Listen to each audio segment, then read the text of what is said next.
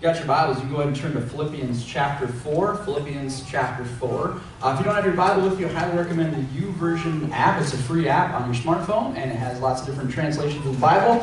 You can go there as well. I don't know where you're at on the Christmas music spectrum. Okay, this is what I mean. There's a spectrum of Christmas music.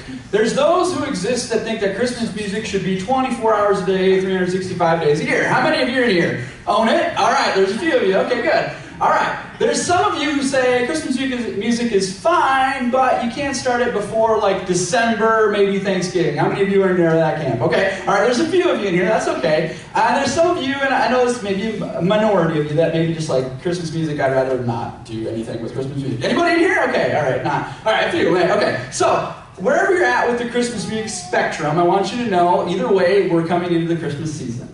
And usually after Thanksgiving, that's where that goes. And personally, me, I love Christmas. I think it's the most wonderful time of the year. I get excited about it. I love the lights. I love the decorations. I love all the stuff about Christmas. The presents, all of that stuff. I love it. And here's one of the reasons why I love Christmas is obviously, the spiritual aspect of it. But our community here in Yankton absolutely loves Christmas. And there's people that are really far from God that are going to put up a Christmas tree.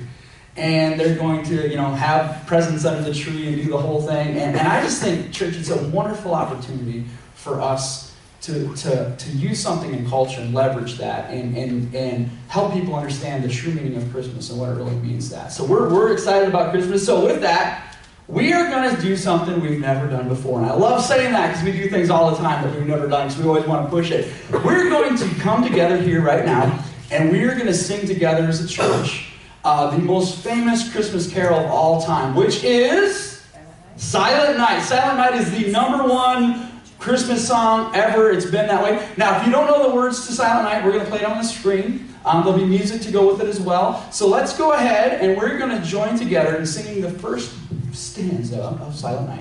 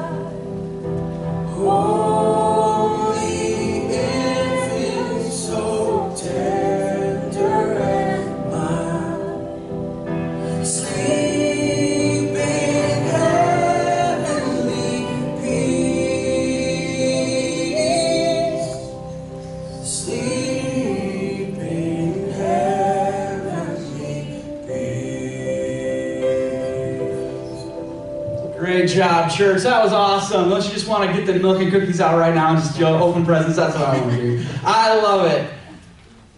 That last line of that song, sleep in heavenly peace. I want to ask you a question. Does that describe you right now? Is your life in a peaceful place? Do you feel like you're at comfort and you're at peace? Because here's what I would contend. I think most of us would say probably not. There's a lot of things in our lives right now that are causing us not to be so peaceful. And we're very unsatisfied, as it were. And here's why I love that song and why I love that statement, sleep in heavenly peace. I think that's the heart of Christmas. And in fact, I'd go so far as to say, I think that's really the heart of being a Jesus follower, is peace. And what that means, because there's not a lot of peace in our world right now. If you're a guest, again, we've been in a series called Attitude of Gratitude, and we've been looking at ways that we can be grateful, and we have so much, guys, to be grateful for. And if you haven't been here, I would encourage you to go to our website, yankton.church, and you can watch our past messages from this week, from this series. Last week's is right on our main front page. The rest of them are on the message tab. Week 1, Pastor Breyer was down from Sioux Falls and just did a masterful job talking about how gratitude begins from the heart and extends out to our hands, and it loves other people. And then last week we talked about the joy of being content in all circumstances, giving thanks in all circumstances. No matter what, we need to be thankful and give thanks in all circumstances. We talked about how David could do that. Even when times are tough, even when things are difficult, we can still give thanks in all circumstances. And if you got your notes, you want to go ahead and take those out. On the top of it, we've been going through our series key verse, which is on our graphic too as well. Acts 20:35. So it's going to be up on the screen. And we got your notes here. You can go ahead and read that together nice and loud. We must help the weak, remembering the words Jesus said, it is more blessed to give than receive. Acts 20:35. This is exactly why during this month of November, we're going out in our community, and our life groups aren't just talking about being grateful, we're showing it. This is why we're doing those types of things, because as followers of Jesus Christ, we need to not only be grateful, we need to show gratitude to other people. John chapter 14, verse 27, Jesus said something. Jesus was getting ready to leave planet Earth, and this is what he said. Peace I leave with you. My peace I give you. I do not give to you as the world gives. But do not let your hearts be troubled, and do not be afraid.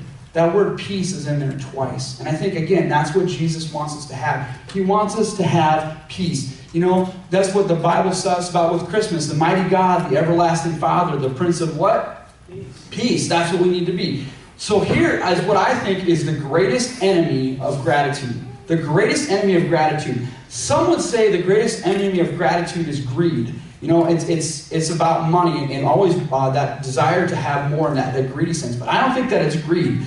And some people would contend that the enemy of gratitude is our pleasure. You know, seeking my own fulfillment, sex, and all the pleasures that come with that. But I don't really think that's the enemy of gratitude either. I think the number one enemy when it comes to gratitude in our world today and in my own heart is discontentment. Being discontented with what we have. That word peace that's in John 14, that word actually means the same thing as contentment.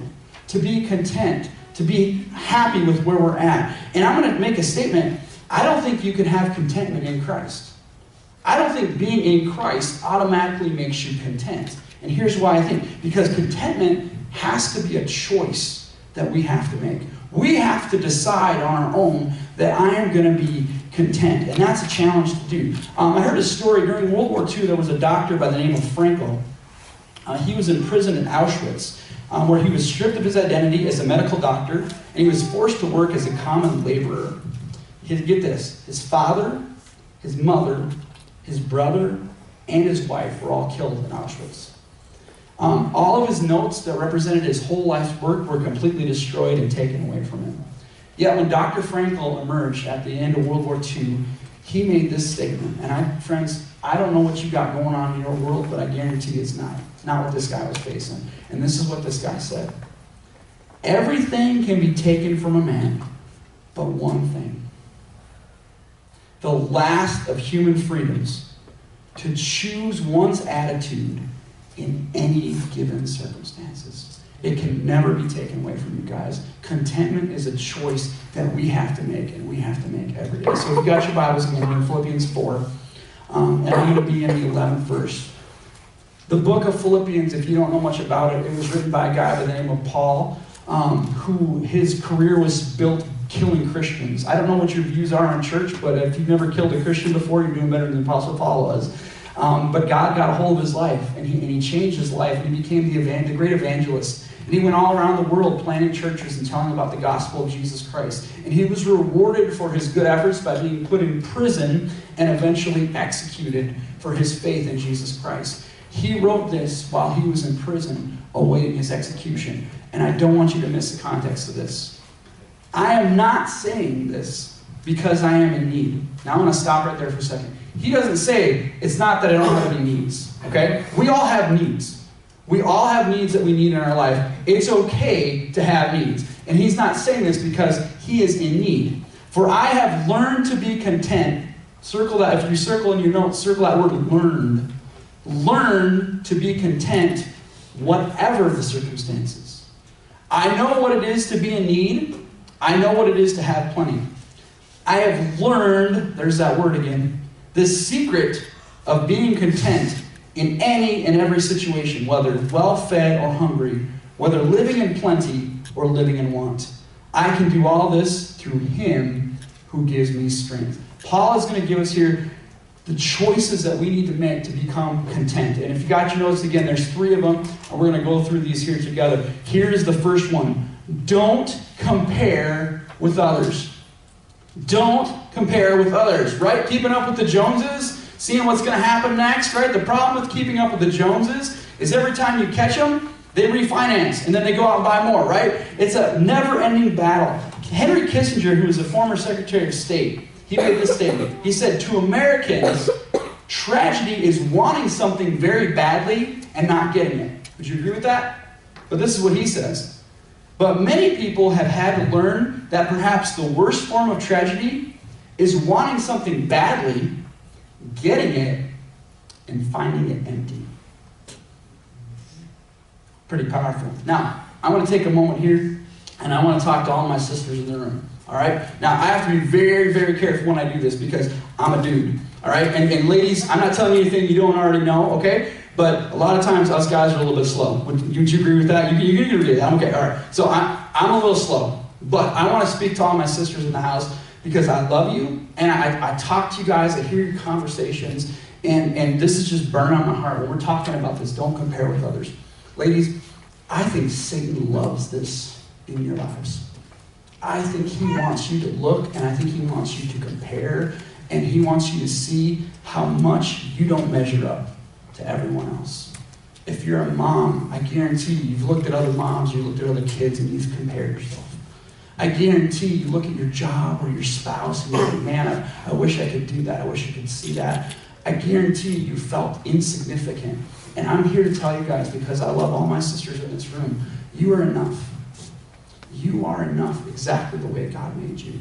And I don't want you to miss that. You know, one of the shows that Elaine and I love to watch is the show Fixer Upper. You guys ever watch that show, Fixer Upper? We're big Fixer Upper fans. If you don't watch that show, it's on HGTV. And there's these two people, Chip and Joanna Gaines, right? And I love Chip and Joanna Gaines. They're great. And they take this really crappy house and they fix it up and they make it beautiful and they give it to these people, and it's awesome.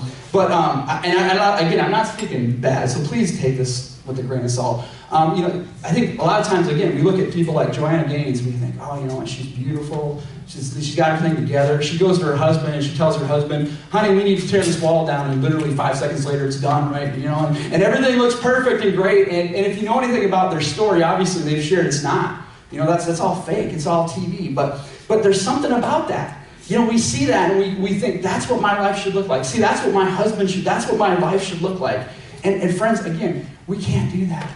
Because that's going to steal that peace that God had. And we need to be free from that. And guys, I want to speak to the guys now. Because guys, we're not exempt from this either. Okay? The problem with guys is, again, this is just me talking, 40 years of life, so take it for what it's worth. A lot of times, guys, we like to exaggerate things, right? We like to make ourselves seem bigger than what we actually are. Now, don't take that the wrong way. Okay, now, we're in church here. But we compare ourselves, and we say, hey, we want to try to make ourselves be bigger than what we actually are. So, like, for example, you know, we look at professional athletes sometimes as guys. Sometimes we look at people who are successful in business and industry, and we think, wow, you know, we want to strive to that. We want to do that. But we can't do that. We can't compare to others.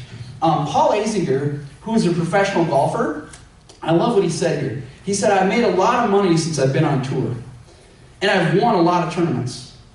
But happiness is always temporary. The only way you can ever have true contentment is in a personal relationship with Jesus Christ. I just love that guy. It's like we need to make sure that. Russell Wilson is another guy who I really admire. He's an all-pro quarterback for the Seattle Seahawks. And he's won the Super Bowl. He's done great things. And he says, football doesn't define me. My faith is the number one thing in my life. But this was the one that got me. And this is by Jim Carrey. And I'm pretty sure Jim Carrey isn't even a believer, right? He's a pretty big movie star. But he made this statement, and I just think there's so much wisdom in this statement. This is what he said. I think everybody should get rich and famous and get everything they have ever dreamed of so they can see that it's not the answer. I just love that guy. It's like, that's so true, and that's true. We can't compare ourselves with other people. You are enough. God made you exactly the way he wanted to make you in exactly the time he wanted you to live. We can't compare to other people. There's only one of you, and there only will ever be. You know, there's a lot of people who spend a lot of time, money, and effort in the pursuit of contentment, and every time it comes up empty. And here's the really sad part about that. Jesus paid for it in full. He took care of it on the cross. When he said, it is finished, And that's what it should be, guys. God took care of it for us. Jesus loved us, and he doesn't want us to compare ourselves with anyone. You know, I think it's interesting. Sometimes we look at our lives, and I'm guilty of this too. I'm not saying anything that I don't already do myself. Sometimes I think, God, you know, I'd be happy. I'm good with what you got me, but it would just be nice just to have a little bit more, right? God, just give me a little bit more. It doesn't matter what our income has been. Throughout the course of our marriage, our salary has varied from everywhere from about $28,000 a year all the way up to about, I think at our high point we're making about $74,000 a year. And it doesn't matter, like, I don't say that, whatever, like, it doesn't matter what our income level was. It always felt like, man, if we just had just a little bit more, we would be okay. But I think this is interesting because I've heard this said this. If you can't thank God for what you have, why would you thank him when you get more? Why would you do that? Like, we can never be grateful until we accept the fact of what God has given us. Hebrews 13 says, keep your lives free from the love of money and be content with what you have. Because God has said this, I will never leave you and I will never forsake you. So last week, if you were here, I gave you a challenge to make what's called a thank list. And if you weren't here, I'll just catch you guys up. I said, what if, one day you woke up the next morning and the only thing you had in your life is what you thank God for today? And that's a challenge. So write down like things that you're thankful for. And I hope that you took that challenge. And if you did, I want you to think about that list. If you didn't, I want you to just kind of think about what are things in your life that you're very thankful for, that God's given you. Family, home, job, support, church, all of those things. Just think about that or write them down if you need to. But now here's what I'm going to do. I'm going to take it a step further this week. Now I want you to think about that list. And I'm only going to give you 10. So out of everything you wrote down on your list, everything you're thankful for, you can only keep 10 of those things. Okay? And think about that. Now, once you think about your 10, I'm going to take it a step further. Now you can only keep 5. Out of everything you've had, 10, now you're down to 5. You probably see where this is going, right? Now we're going to go down to 3. What are the 3 things that I need to keep? Now, ladies, you might be thinking, is my husband, am I still on his list, right? You might be thinking that. Because we all know we're not on your list, right? And probably we dropped off a long time ago. But here's the last one. You can only have one thing. What's the one thing that you would hold on to? And I'm guessing, maybe, since we're in church and you're trying to be super spiritual, it would be something like Jesus, or eternal salvation, or anything like that. It's all Jesus, right? And if we're really being honest with ourselves, if everything was taken away from us and we still had Jesus, that's a pretty good day, right? So that's all we need, guys. We just need Jesus. We need to be content with what we have and be thankful for what Jesus gave us, because Jesus gave us everything, and that's what we really need. So don't compare with others. Here's the second one. Be aware of what you have. Be aware of what you have. I don't know if you know this or not, but our ancestors, and I'm talking like, Northern European folk, they didn't have sugar until the 13th century. That's a tragedy, right? 13th century till they had sugar. This one's hard for me to believe. They didn't have battered bread until the 15th century. I love bread. What would they do before that, right? No potatoes until the 16th century. This is going to be hard for a lot of y'all to believe, but no coffee or tea until the 17th century. That means the day didn't start till like noon because nobody could get up and do anything, right? Because they need coffee or tea, right?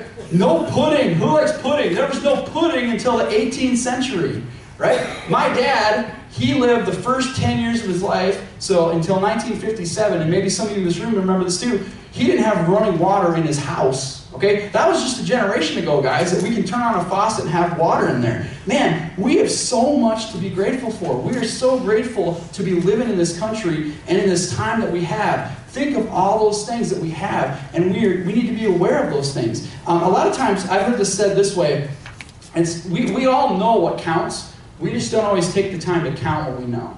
And I just agree with that statement. Like, we need to count what we know. We all know the things that count. We just need to count what we know. So, as you know, we're going into Christmas. I've said that over and over again. I love Christmas.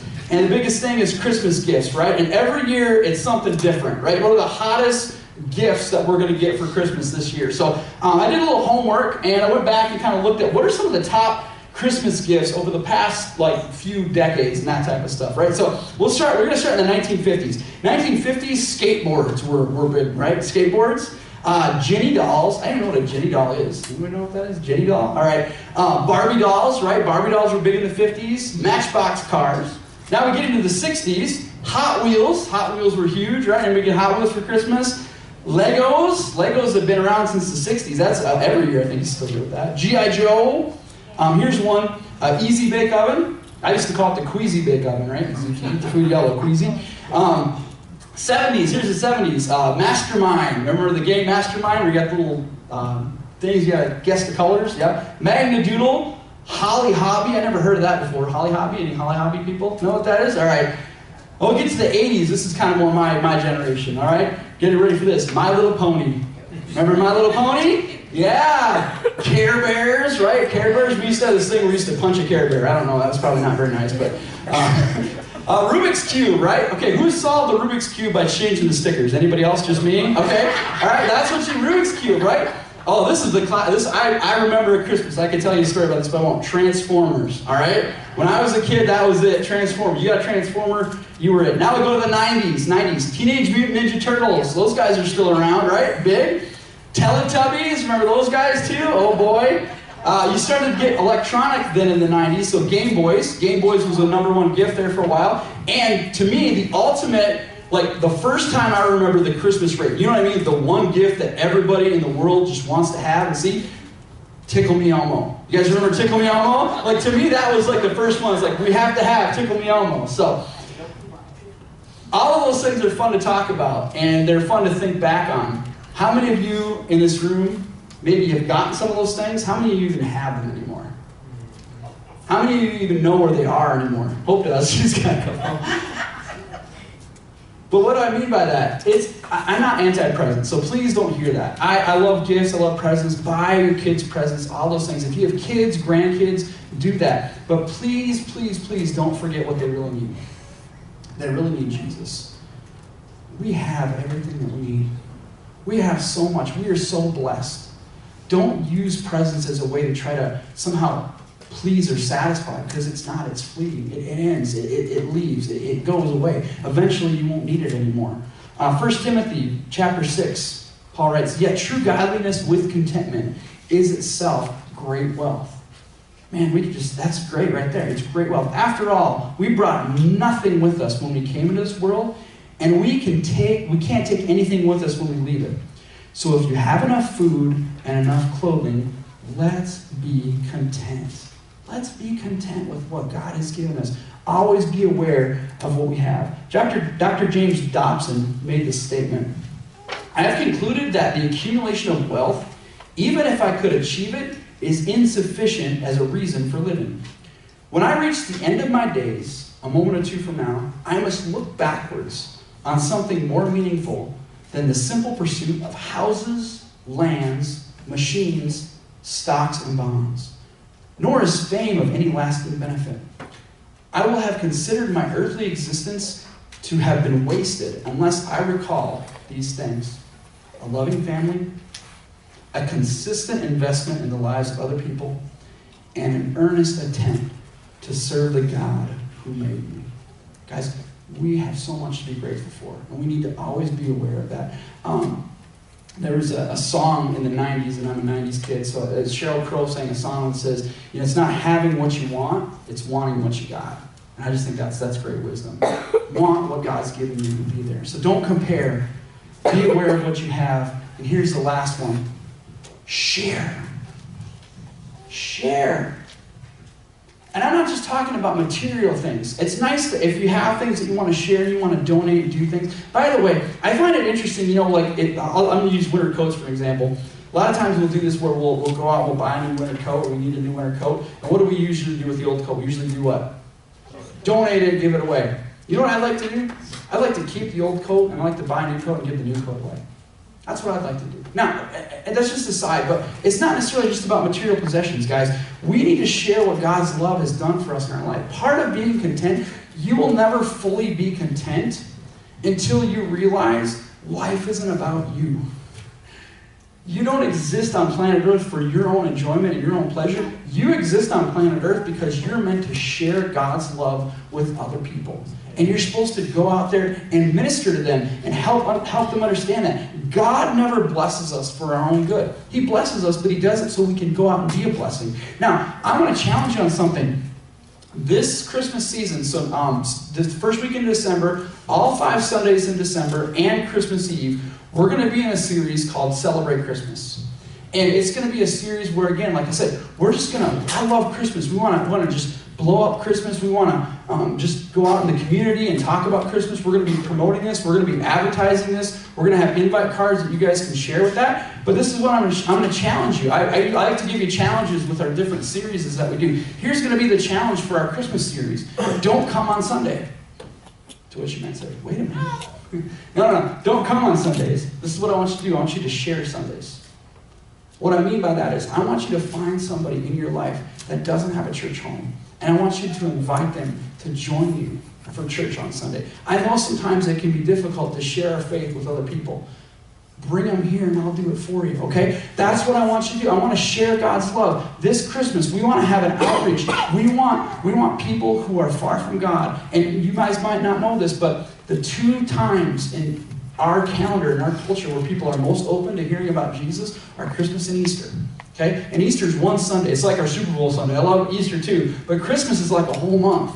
All right? And we just want to get out there in the community. We want to love people. We want to say, hey, come join us. Come be a part of this. Come share God's love with us, because that's what we're supposed to do. And we're supposed to love people. If you've been coming here and you're not on a serving team yet, if you want to get connected with a way that you can come Sunday and not just be here Sunday, but actually come and be part of the team, we'd love to talk with you about that. You can write that on your connection card, and we can get you a connection for doing that. If there's something that maybe you can't serve on Sunday, maybe you can't be here and help out, maybe there's ways that you can do throughout the week, we would love to do that and help you guys do that, because, again, true contentment only comes when we share with other people what we've already been given. 1 Timothy chapter 6 says this, command those who are rich in this present world. I want to stop right there. If you have food in your cupboard and you have at least one change of clothes in your closet, you are in the top 10% of richest people in the world. Okay? If you make minimum wage in this country, if you live in the United States of America and you make minimum wage, you're in the top 5% of the 7 billion people in the world. Okay? We're rich. We are rich. You might not feel that way, but we are definitely rich. Command those who are rich in this present world not to be arrogant or to put hope in their wealth, which is so uncertain, but to put their hope in God, who richly provides us with everything for our own enjoyment. Command them to do good, to be rich in good deeds, and to be generous and willing to what? Share. In this way, they will lay up treasures for themselves as a firm foundation for the coming age, so that they may take hold of life that is truly life. We will never find contentment until we learn how to share. I heard a story in the 1800s. There was an American tourist who was visiting Poland. He was welcomed into a home of a learned rabbi. When he came to the house, he was surprised to find that the rabbi's home was just a simple room filled with books and a lone table with a bench. So he was curious, and so he asked, Rabbi, where's all your furniture? To which the rabbi replied, where's yours? The man was puzzled. He asked, mine? I'm only a visitor here. I'm just passing through. To which the rabbi said, so am I. This earth is not our home, guys. We're living for something so much better than what this planet Earth has to offer. And once we understand that, we can't take anything with us. Our life is to be a blessing, and God has blessed us, and we need to do that. We need to be a blessing to others so we can be content. So here's what they are. Again, as review. Don't compare with others. Don't compare with what others have. Always be aware of what you do have. Count what counts. And share. Give it away. That's how you truly will find contentment in life, is to share with others. There's a man by the name of Horatio G. Spafford, which you may have never heard of him before. He lived in Chicago in the 1800s. He had established a successful legal practice, and as a young businessman, he was also a devout follower of Jesus. He was married to his wife Anna, and they had 5 children. Among his close friends were several evangelists, including the famous D.L. Moody, who founded the Moody Institute in Chicago. Then in 1870, their life kind of took a turn. The Spafford's only son died by scarlet fever at the age of 4.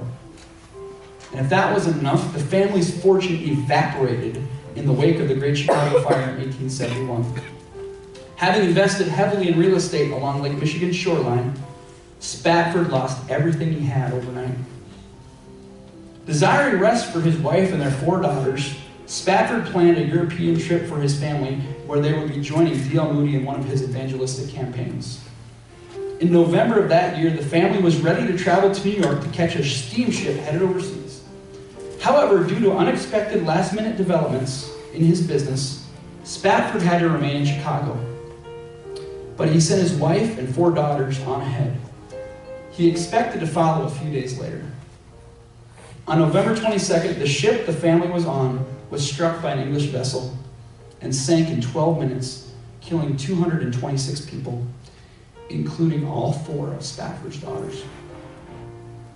Several days later, Mrs. Spafford cabled her husband, and she said these 2 words, "Saved alone." She had only been saved because a plank floating by happened to prop her unconscious head out of the water. Imagine the horror.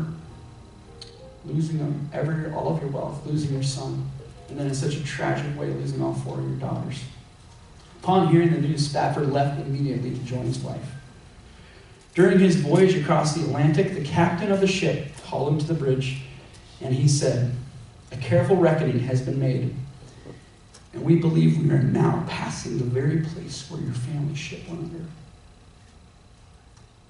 Spafford returned to his cabin, and he penned these very famous words. If you got your notes, they're on the bottom of your notes. And it's an old famous hymn that he wrote at that exact very moment. And I want to read these words to you. "When peace like a river attendeth my way, when sorrows like sea billows roll, whatever my lot, thou hast taught me to say, it is well. It is well with my soul." Friends, I don't know what you're facing in life right now. I can't imagine what was going on with Mr. Spafford at that point in his life. We have been given so much, guys. And no matter what we're facing, God is good. And He can take our mess and turn it into our message. And from that pain and from that hurt, this song has been such a blessing to so many people for literally over 100 years. You can't compare with other people. We need to stop. You're enough. God loves you and He made you. Be okay with that. Be aware of what you have. Count your blessings. Name them one by one. Go through every day and be remembered of what you're grateful for. But share. Not just your material wealth, not just the things that you have. Share God's love with other people. Be a blessing in other people's lives. And that's when we can truly find true contentment. And that's a choice that all of us can make. I want to go ahead and go to a time of prayer. And while we do this, I don't know where this lands for you right now. And I never want to make assumptions. And if there's someone here today who has never taken that step, who has never surrendered their life to Jesus Christ, I want to give you that opportunity right here. And I'm going to say this prayer, and if you've never done that before, you can say this along with me. It's not a magic formula. It's a way of surrendering our heart to Jesus Christ. Jesus, thank you for all you've given me. Thank you for the breath in my lungs and the life I've been given. Most of all, thank you for dying on the cross for me and all of those sins that I've committed in my own life. Jesus, you said it was finished. And what I'd ask right now is that you would forgive me of all those sins. I want to surrender my heart to you, where I can only find true peace and contentment.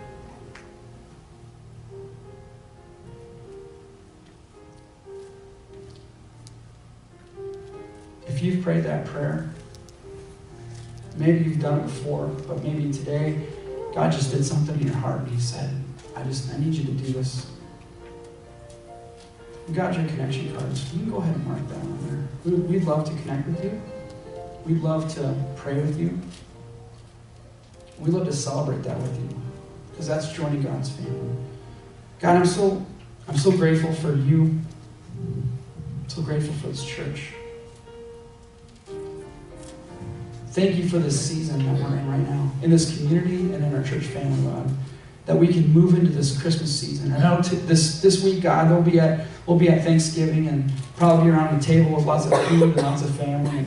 And God, I just thank you for my brothers and sisters in this room who maybe for the first time have a new heart, your heart. And that this year they can say to their family, I've been giving my life to Jesus, and I'm going to serve him, and they want to share that, God. God, I pray that each person in this room, there would be at least one person that you would put on their heart right now, that throughout this Christmas season they can, number one, be praying for. But number two, they would take this step of courage and say, hey, will you come join me Sunday? I want you to come and check out this church that I've been part of. God, because that's what we're about. We're about changing lives. So thank you for that. And we ask all these things in Jesus' name. Amen.